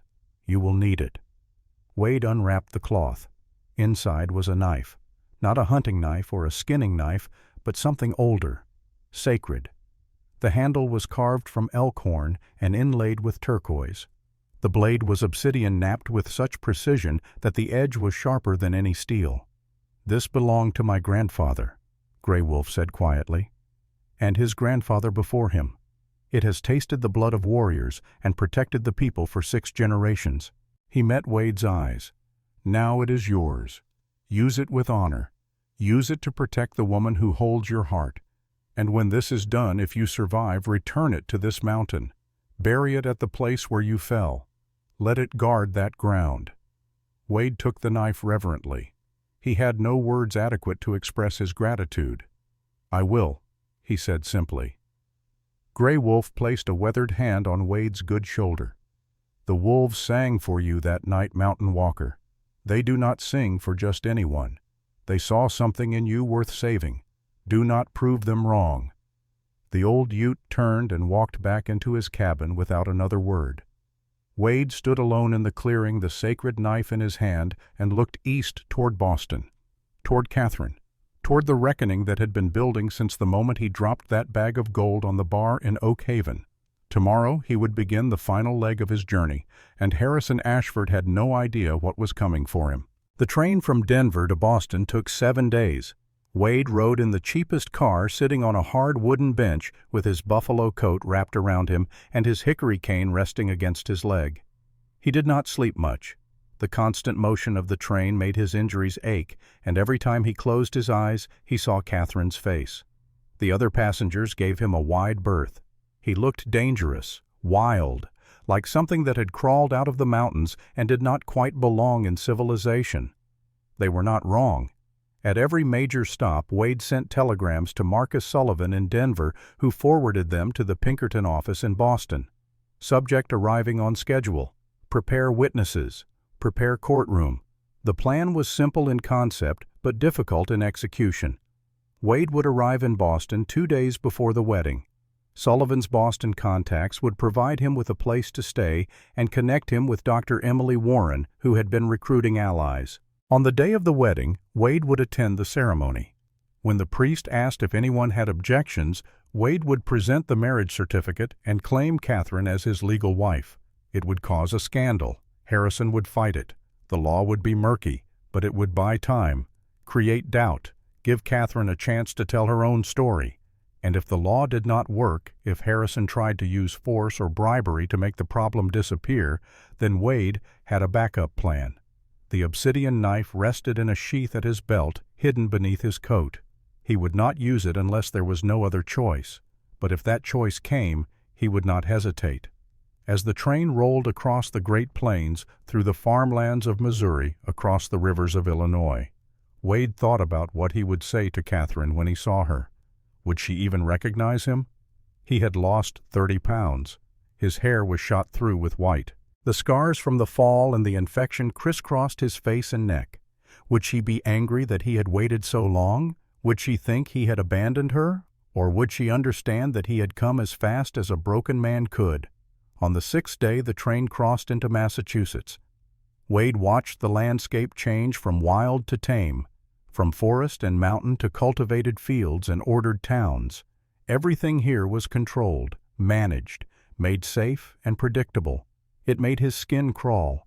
Give me the chaos of the mountains any day, he thought. But Catherine was here, in this ordered, suffocating world, and he would walk through hell itself to bring her home. The train pulled into Boston's South Station on the morning of May 30th, one day before the wedding. Wade stepped onto the platform, his cane clicking against the wood, his eyes scanning the crowd. A man in a Pinkerton badge approached him. "Mr. Brennan?" "Yes." "I am Agent Cooper. Captain Sullivan sent word. I am to take you to Dr. Warren's office." Wade nodded. He followed Cooper through the bustling station out into the streets of Boston. The city assaulted his senses. Too many people, too many buildings, too much noise. But he pushed through it. Somewhere in this maze of brick and stone, Catherine was waiting. Hold on, he thought. Just one more day. I am coming. And tomorrow at Trinity Church the whole city would learn that Wade Brennan was not a man who broke his promises. Even death itself could not stop him. May 31st, 1875. The night before the wedding. In a small office above an apothecary shop in Boston's North End, Wade Brennan sat at a wooden table surrounded by people he had never met but who were risking everything to help him. Dr. Emily Warren stood at the head of the table, her gray hair pulled back in a severe bun, her eyes sharp with intelligence. Beside her sat Marcus Sullivan's Boston associate, a lawyer named Thomas Kirkland, who specialized in inheritance law and had a reputation for taking cases against the wealthy and powerful. Around the table sat 6 women from the Boston Women's Suffrage Association. They ranged in age from 20 to 60, but they all had the same look in their eyes, the look of people who were tired of being told to be quiet and obey. "The plan is simple," Dr. Warren said, spreading papers across the table. "Tomorrow at Trinity Church, when Father O'Brien asks if anyone objects to this marriage, Mr. Brennan will stand and present his marriage certificate." She looked at Wade. "You will need to speak clearly and loudly. Make sure everyone in the church hears you. The more witnesses we have to your objection, the harder it will be for Harrison to dismiss this as a disruption." Wade nodded. His voice was rusty from months of speaking to no one but Grey Wolf and the wind, but he would make himself heard. "What if they try to remove him by force?" one of the suffragettes asked. Her name was Margaret, and she was a widow who had lost everything when her husband's business partners cheated her out of her inheritance. "That is where we come in," another woman said. This was Adelaide, a school teacher who had been fired for teaching girls mathematics. "We will be positioned throughout the church. If anyone tries to lay hands on Mr. Brennan, we make noise. We cause a scene. We make sure every newspaper in Boston knows that Harrison Ashford tried to silence a legal objection to his niece's marriage." Kirkland cleared his throat. "I should mention that the marriage certificate, while potentially valid under territorial law, is not without complications. The fact that it was executed in Colorado and involves a woman using an assumed name creates legal ambiguities that Harrison's lawyers will exploit." "So what are our chances?" Wade asked. His voice was flat, emotionless, but his hands gripped the edge of the table hard enough to make the wood creak. Kirkland hesitated. "In a fair court with an impartial judge, 60%. But Harrison Ashford owns half the judges in Boston. In reality, our chances are closer to 30%. Silence fell over the room. Wade stood up. He walked to the window and looked out over the gas-lit streets of Boston. "I did not crawl out of a frozen river and drag myself across a continent for a 30% chance," he said quietly. He turned to face the group. "I made a promise to that woman. I told her I always come back, and I will not break that promise because some corrupt judge is on Harrison's payroll." His steel eyes swept across each person in the room. "Tomorrow I am going to stand up in that church. I am going to claim my wife, and if the law will not protect her, then I will." Dr. Warren smiled. It was not a pleasant smile. "Good," she said, "because we were hoping you would say that." She pulled out a newspaper from her bag and spread it on the table. The headline read, "Senator Sterling linked to embezzlement scandal." Our friends at the Boston Herald have been investigating the good senator for months. They have evidence that he stole campaign funds and used them to pay gambling debts. The story runs tomorrow morning right before the wedding. Wade looked at the article, then at Dr. Warren. "You planned this." "We did not plan Harrison throwing acid in his niece's face. We did not plan him hiring assassins to hunt her down, but we have been waiting for an opportunity to expose him, and you, Mr. Brennan, gave us that opportunity." Another woman spoke up. This was Constance, the eldest of the group, a grandmother who had lost 2 daughters to men who beat them with impunity because the law said wives were property. There are many women in this city who have suffered at the hands of men like Harrison Ashford. Men who believe they can buy justice, buy silence, buy anything they want. Tomorrow we show them they are wrong. Wade felt something shift in his chest. He had come here thinking he was alone, one man against an empire. But he was not alone. He had allies, warriors in their own right who had been fighting battles he had never known existed. "Thank you," he said simply. Dr. Warren walked over and placed a hand on his arm, the one that still worked. "Tomorrow will be dangerous. Harrison will not surrender quietly. There may be violence." "I am not afraid of violence," Wade said. "I know, but Catherine is pregnant. She needs you alive, not dead on some noble crusade." Wade froze. His heart stuttered in his chest. "Pregnant?" "Yes, approximately 6 to 7 months along. I examined her 2 weeks ago when she collapsed during a dress fitting. Harrison does not know that I know, but the maids talk." Wade sat down heavily in the chair. His hands were shaking. A child. His child. Growing inside the woman he loved while she was trapped in a golden cage, being prepared to marry another man. The rage that washed over him was so intense, it made him dizzy. He wanted to walk to the Ashford mansion right now, kick down the door and strangle Harrison with his bare hand. But Dr. Warren was right. Catherine needed him alive, needed him smart. "I will be careful," Wade said through gritted teeth. "But I will not let her marry that man. I do not care what I have to do." "We know," Dr. Warren said. "That is why we are helping you." The meeting broke up an hour later. The women dispersed into the Boston night, heading to their homes to prepare for tomorrow's battle. Wade stayed behind with Dr. Warren. "Can I see her?" he asked. "Before tomorrow. Can you get me into the mansion?" Dr. Warren shook her head. "Too risky. Harrison has guards posted outside her room. If you are caught, he will have you arrested for trespassing, and everything we have planned falls apart." "Then how do I let her know I am here, that I am alive?" Dr. Warren thought for a moment. Then she smiled. "Give me something of yours, something she will recognize." Wade reached into his pocket and pulled out a small object wrapped in cloth. When he unwrapped it, Dr. Warren saw a simple wooden carving of a wolf. "I made this for her," Wade said quietly, "during the weeks at the cabin. I was going to give it to her after the snow melted, before everything went to hell." "It is perfect," Dr. Warren said. "I will make sure she gets it tonight." She took the carving and headed for the door, then paused. "You love her very much, do not you?" Wade looked up. His eyes were haunted. "She is the first thing that made me want to live again after my wife died. I do not know if that is love or just desperate need, but I know I will not let her face tomorrow alone." Dr. Warren nodded. "Then get some rest, Mr. Brennan. Tomorrow we change the world." In the Ashford mansion, Catherine sat in her locked bedroom staring at the wedding dress that hung on a rack in the corner. White silk, imported lace. A veil so thick it would hide her face completely. A costume for a farce. Tomorrow she would be paraded down the aisle like livestock at auction. Given away by an uncle who had destroyed her. Married to a man who saw her as nothing more than access to money. And there was nothing she could do to stop it. She had tried everything. Tried to find a way to escape. Tried to contact lawyers, police, anyone who might help. But Harrison controlled everything. The servants reported to him. The guards obeyed him. Even the doctors who examined her told him everything. She was alone. Her hand moved to her stomach to the small swell that was just beginning to show beneath her nightgown. Wade's child. The only proof that the cabin in the mountains had been real, that the man who had looked at her scars and called her beautiful had existed.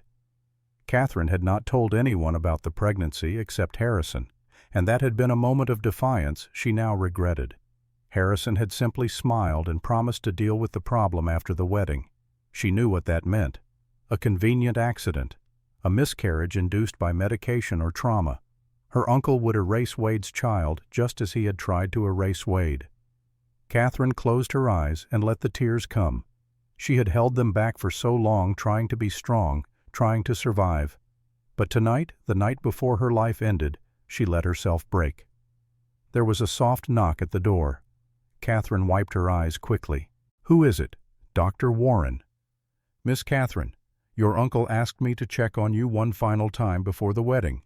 Catherine knew this was a lie. Harrison would never send a female doctor to examine her. He considered women physicians an abomination, but she was too tired to care. "Come in." The door unlocked and Dr. Warren entered carrying a medical bag. She locked the door behind her and crossed quickly to Catherine. "We do not have much time. The guards change shifts in 10 minutes. "What are you doing here?" Dr. Warren reached into her bag and pulled out the wooden carving of the wolf. "A man asked me to give you this." Catherine took the carving with trembling hands. She knew this wood, knew the knife marks, knew the smell of pine and smoke that clung to it. "Wade," she whispered, "he is alive. He is here in Boston, and tomorrow he is going to stop this wedding." Catherine looked up, her eyes wide with shock and desperate hope. "That is impossible. He fell. I saw him fall. The river." "He survived, barely. It took him 3 months to heal enough to travel. But he came, just like he promised." Catherine clutched the wolf carving to her chest. Tears streamed down her face, both the scarred side and the smooth side.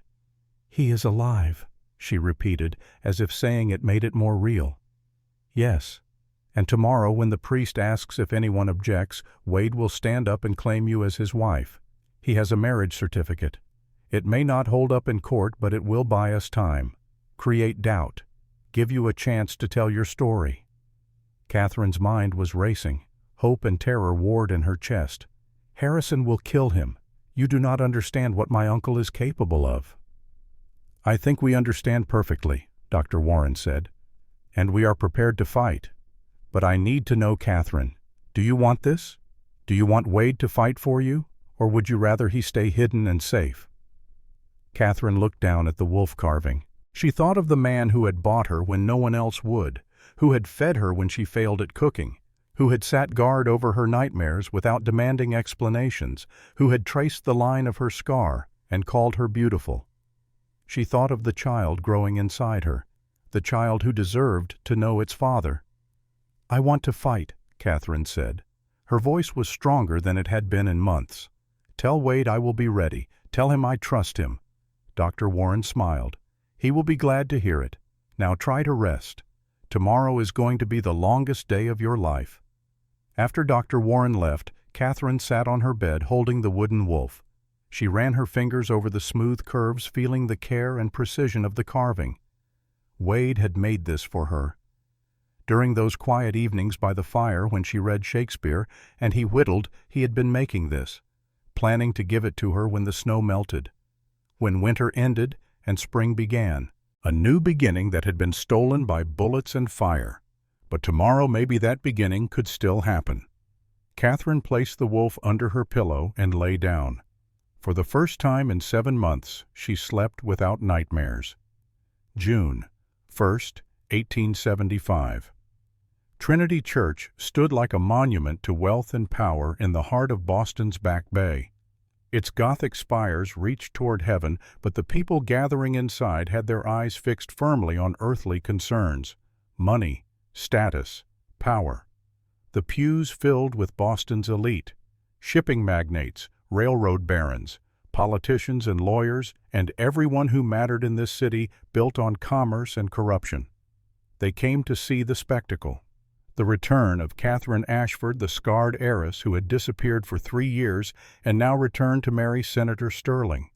They came to whisper and judge and feel superior. They had no idea they were about to witness something far more interesting than a society wedding. Arthur Hayes stood at the back of the church, leaning against a pillar. His hand rested near the pistol hidden inside his jacket, but his eyes were troubled. He had delivered Catherine to Boston as promised, had collected his $5,000, the money that would save his daughter's life. But in the 7 months since he had pulled the trigger on Wade Brennan, something had changed inside Hayes.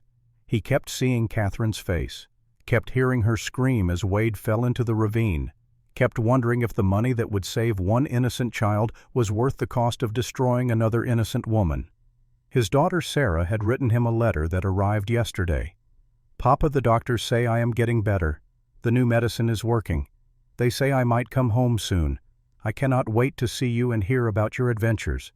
You are the best father in the world." Hayes had read that letter 10 times. Each time the words felt heavier. The best father in the world. What would she think if she knew how he had earned the money for her medicine? Hayes pushed away from the pillar and walked outside for air. He lit a cigar and tried to ignore the nausea in his stomach.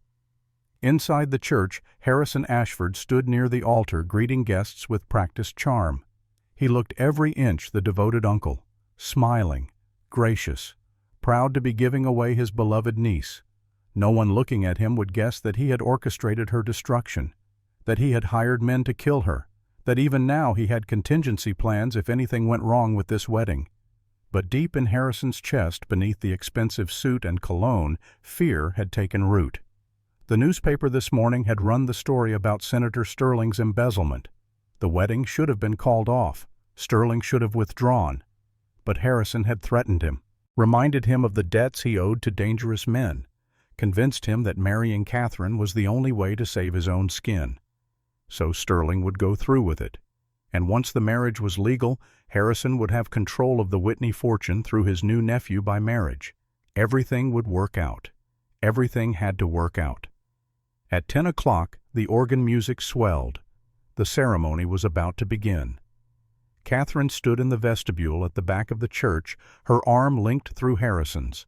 The thick veil covered her face completely. The white dress fit perfectly tailored to hide the slight swell of her pregnancy. She looked like every society bride should look. But beneath the veil, her eyes were scanning the crowd, looking for a man with steel gray eyes and a hickory cane, looking for Wade. "Smile, Catherine," Harrison whispered in her ear. "This is your special day." His fingers dug into her arm hard enough to bruise. "Remember what happens if you cause a scene. The asylum is already prepared to receive you." Catherine said nothing. She simply gripped the wooden wolf carving hidden in the folds of her dress. Hold on, she thought. Just a little longer. The organ music changed to the wedding march. Harrison led Catherine down the aisle. Every eye in the church turned to watch. They saw the veiled bride, the distinguished uncle, the fairy tale. They did not see the truth. Catherine's heart hammered against her ribs as they approached the altar. Senator Sterling stood there sweating in his expensive suit, looking like a man on his way to the gallows rather than his wedding. Father O'Brien, an elderly priest who had presided over Boston society weddings for 40 years, opened his prayer book. "Dearly beloved," he began.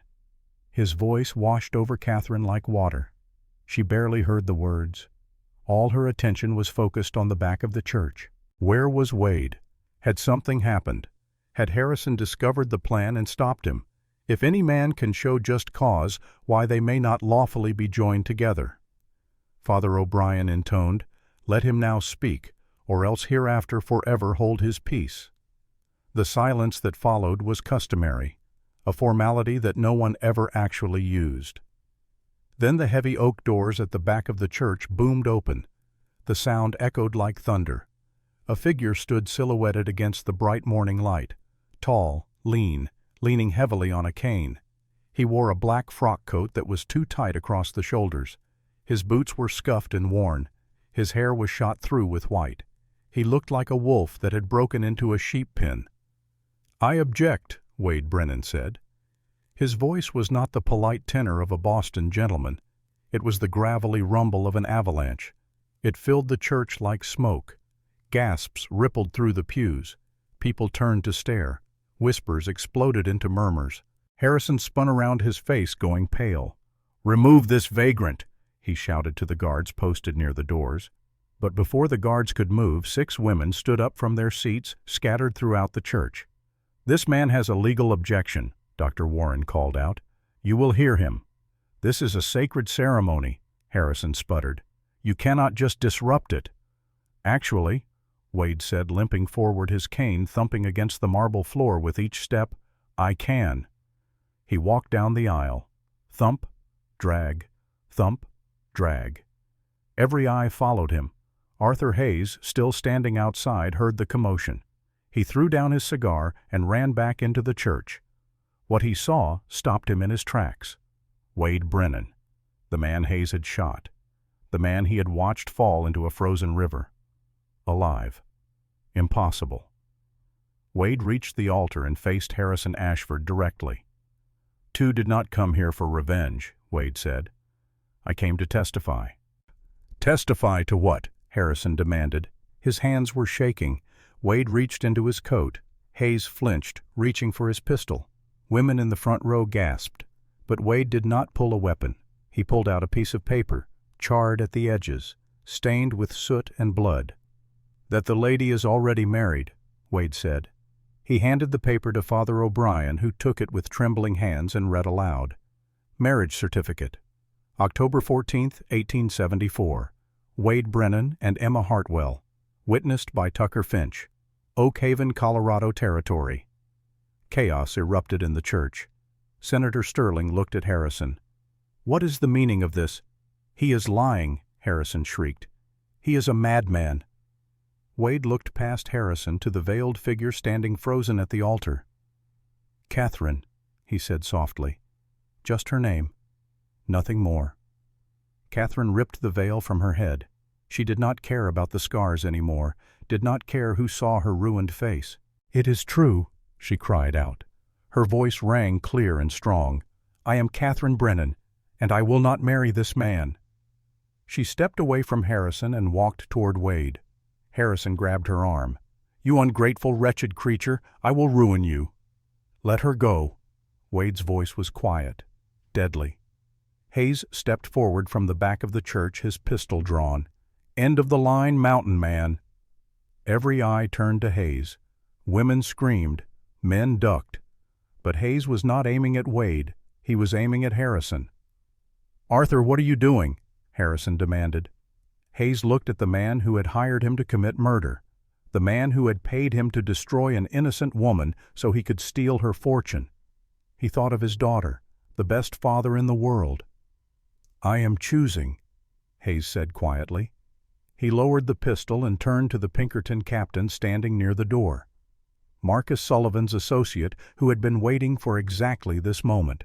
"Harrison Ashford hired me to murder Wade Brennan and Catherine Ashford. I have documentation of the contract, bank transfers, letters, all of it." He pulled an envelope from his jacket and handed it to the Pinkerton. "I am turning state's evidence, and I am testifying against him." The Pinkerton captain nodded. He gestured to 2 police officers who had been stationed outside. "Harrison Ashford, you are under arrest for conspiracy to commit murder." Harrison's face went from pale to purple.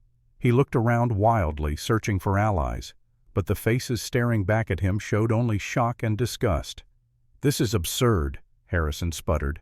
"I am a respected member of this community. You cannot believe the word of a hired killer over mine."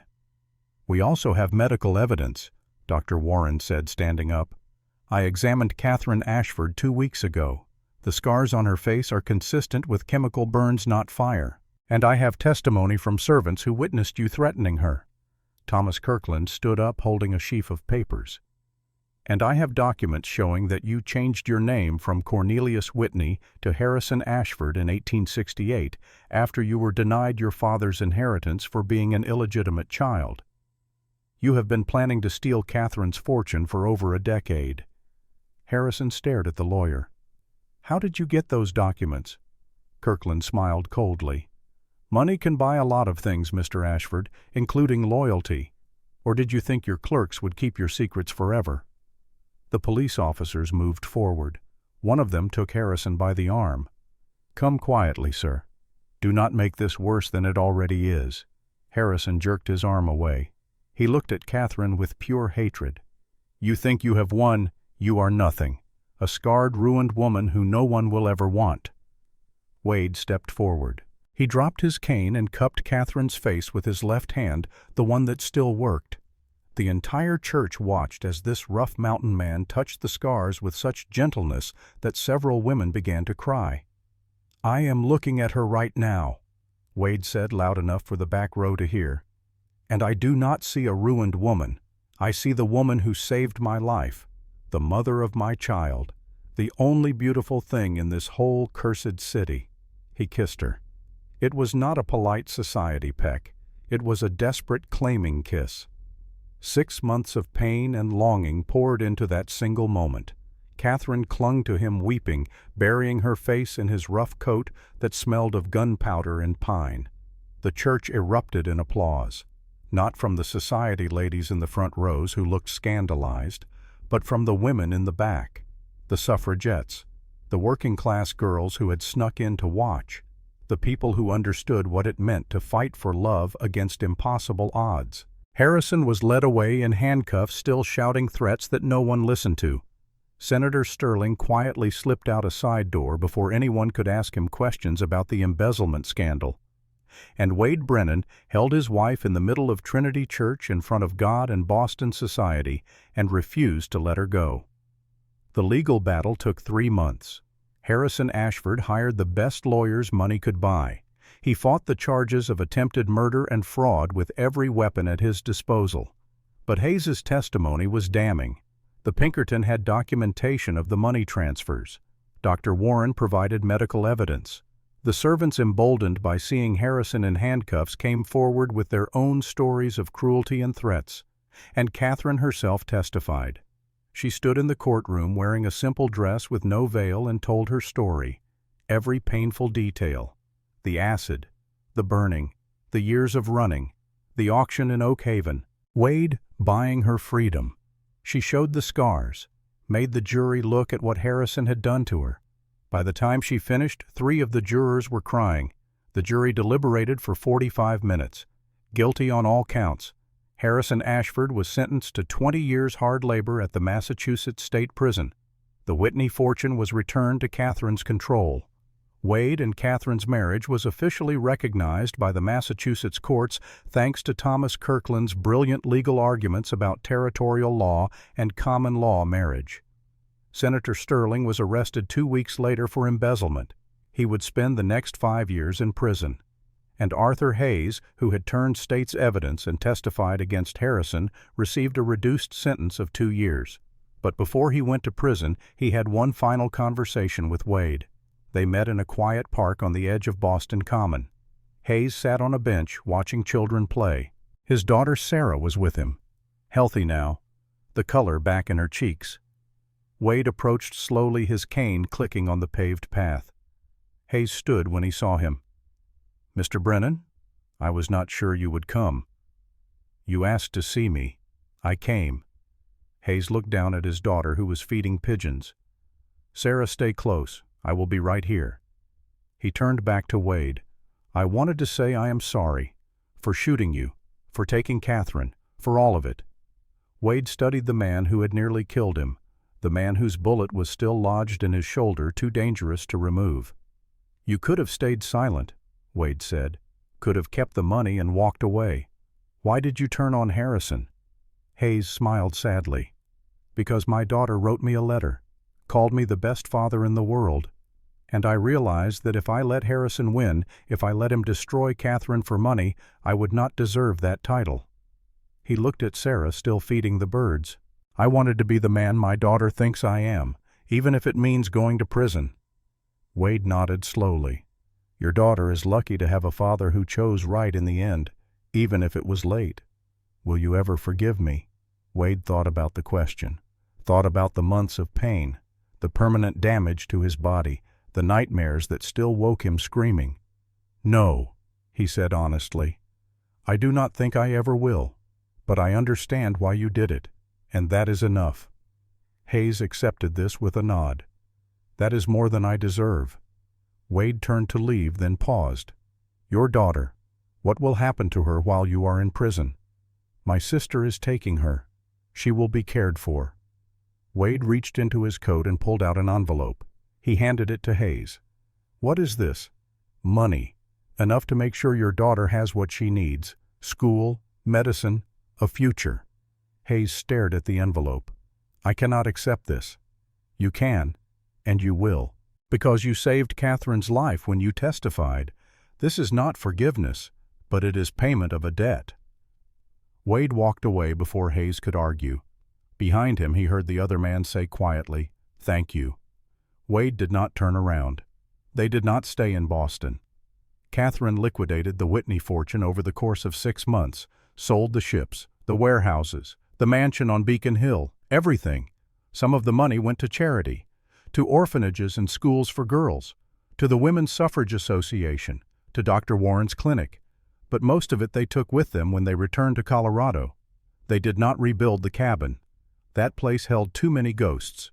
Instead, they bought the entire valley, 3,000 acres of pristine wilderness, and at the heart of it they built a ranch, not a mansion, not a monument to wealth, a home. They called it Brennan's Rest. It was built of timber and stone low to the ground to withstand avalanches, with wide windows that looked out over the mountains Wade loved and the valley where eagles soared. Wade never regained full use of his right arm. The shoulder remained stiff, painful in cold weather. He walked with a limp for the rest of his life. But he could still ride, could still hunt enough to feed his family, could still split wood one-handed and teach his children how to survive in the wilderness. Catherine's scars never faded. The violet tissue remained a permanent map of her suffering. But she wore no veil anymore, no powder to hide the truth. She held her head high, and when people in the nearby town stared, she stared right back. Their first child, a boy, was born in August of 1875. They named him Elias, Mountain Wolf. He had Wade's steel-gray eyes and Catherine's determination. From the moment he could walk, he followed his father into the woods, learning to track and hunt and survive. He would grow up to be a ranger protecting the wilderness his parents loved. 2 years later, they had a daughter. Margaret, named for Wade's first wife. She had Catherine's dark hair and a fierce intelligence. She would grow up to be a doctor, like Emily Warren, serving the poor communities of the Colorado Territory. And 5 years after that, another son, Harrison, named not to honor Catherine's uncle, but to reclaim the name, to take something poisonous and make it good. The people of Oak Haven, the town that had once jeered at Catherine on the auction block, stopped calling her the Gargoyle. When Mrs. Brennan came to town in her fine carriage with her giant of a husband beside her, people tipped their hats, not out of fear, out of respect, because everyone knew the story. The mountain man who had bought an ugly bride nobody wanted and found a queen in the ashes. The woman who had been scarred by greed but saved by love. Together, they had conquered empires and built a legacy that would outlast them both. Every year on October 14th, Wade would place a small pouch of gold dust on the mantelpiece. It was always the same amount, $10 worth, the price he had paid for Catherine at that long-ago auction. Then he would kiss his wife's scarred cheek and whisper the same words, "Best bargain I ever made." And Catherine would smile and touch the wooden wolf carving that hung on a chain around her neck. "Best rescue I ever received."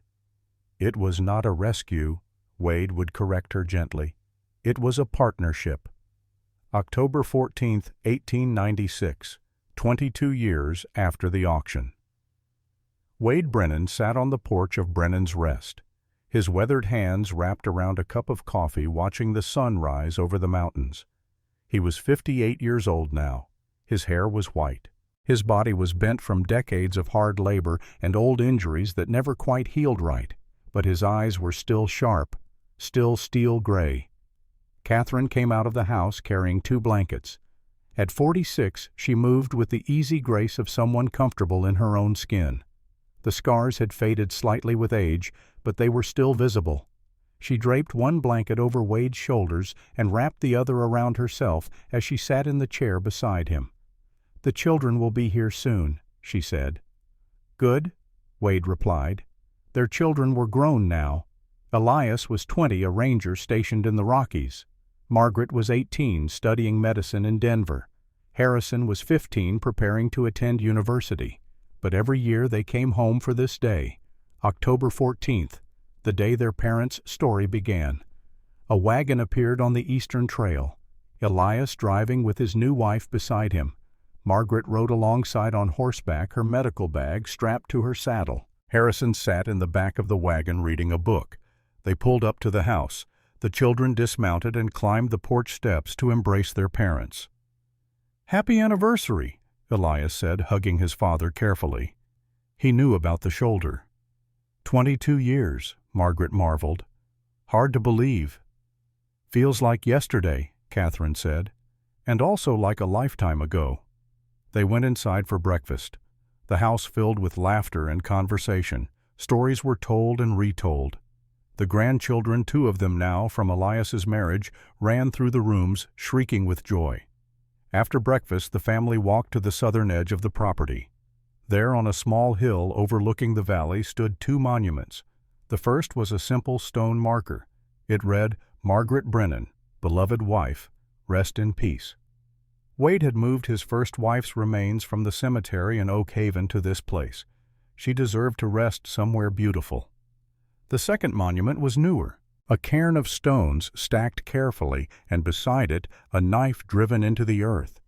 The obsidian blade that Gray Wolf had given Wade, buried here as the old Ute had requested to guard the place where Wade had fallen and risen again.